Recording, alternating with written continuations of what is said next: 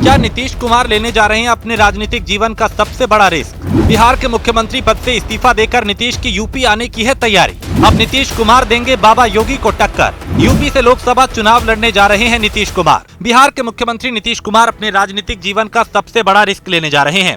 ये रिस्क इतना बड़ा है कि अगर नीतीश कुमार इससे चूक गए तो उनका राजनीतिक जीवन खत्म हो जाएगा। खबरों की माने तो नीतीश कुमार 2024 के लोकसभा चुनाव में यूपी के फतेहपुर, फूलपुर या अम्बेडकर नगर की सीट से चुनाव लड़ सकते हैं। ये तो सभी जानते हैं कि दिल्ली की सत्ता का रास्ता यूपी से होकर ही जाता है। यही वजह है कि 2014 में गुजरात के सीएम रहे नरेंद्र मोदी को यूपी के वाराणसी लोकसभा सीट से चुनाव लड़ना पड़ा। तो अब विपक्षी एकता की अगुवाई कर रहे नीतीश कुमार भला कहां पीछे रहने वाले हैं। उन्होंने इस बार लोकसभा चुनाव में यूपी से अपनी किस्मत आजमाने का फैसला कर लिया है। इसके लिए अब तैयारी भी शुरू हो गई है। जेडीयू की यूपी इकाई की माने तो उन्होंने ये प्रस्ताव पार्टी आलाकमान को भेज दिया है और पार्टी के वरिष्ठ नेता इस पर गंभीरता से विचार भी कर रहे हैं। यूनिट ने पार्टी को 3 सीटों का नाम भी दिया है और बताया कि अगर नीतीश कुमार इसमें से किसी भी सीट से लोकसभा का चुनाव लड़ते हैं तो उनकी जीत पक्की है। ये 3 सीटें हैं फतेहपुर, फूलपुर, अम्बेडकर नगर। अगर ऐसा हुआ तो यूपी का सियासी रण बेहद दिलचस्प हो जाएगा। असल में नीतीश कुमार को लेकर ये चर्चाएं यूं ही नहीं हैं। पिछले 6 महीने में उनकी गैर भाजपाई दलों को एकजुट करने की कवायद ने इसे बल दिया है। एक तरफ बीजेपी नरेंद्र मोदी को तीसरी बार प्रधानमंत्री बनाने का गुणागणित दुरुस्त करने में जुटी है, तो दूसरी तरफ विपक्षी दलों ने बीजेपी को रोकने के लिए यूपीए का जामा उतार इंडिया का नया चोला धारण कर लिया है। नीतीश के पास मुख्यमंत्री के साथ साथ राष्ट्रीय राजनीति का भी अनुभव है। बेंगलुरु बैठक के बाद चर्चा उन्हें नए विपक्षी गठबंधन इंडिया का कन्वीनर बनाने की है। अगर नीतीश विपक्ष का चेहरा बनते हैं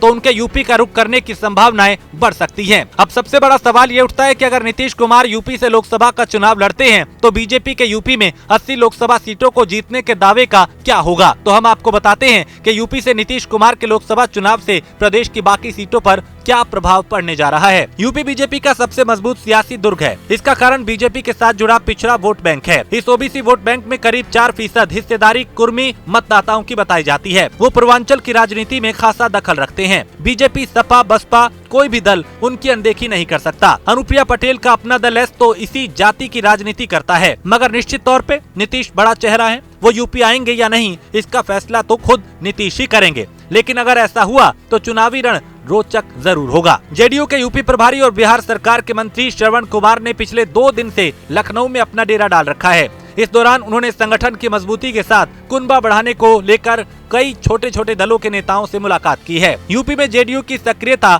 अचानक बढ़ने से बीजेपी के साथ ही दूसरी पार्टियों के कान खड़े हो गए हैं और नीतीश कुमार के चुनाव लड़ने से होने वाले नुकसान का आकलन उन्होंने कर लिया है। इसलिए अब सभी पार्टियों ने ज्यादा से ज्यादा सीटें जीतने के लिए वो नए सिरे से रणनीति बनाने में जुट गई हैं।